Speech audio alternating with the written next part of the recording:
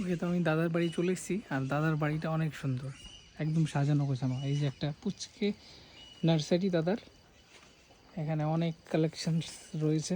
এই যে, তারপরে খুব সুন্দর গোছানো সব কিছু, চারদিকটা একদম বাগানে ভর্তি, মানে পুরো বাড়িটাই বাগান করে রেখেছে।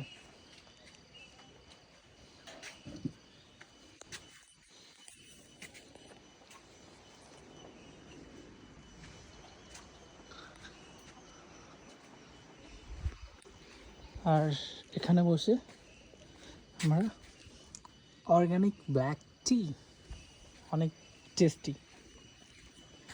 তো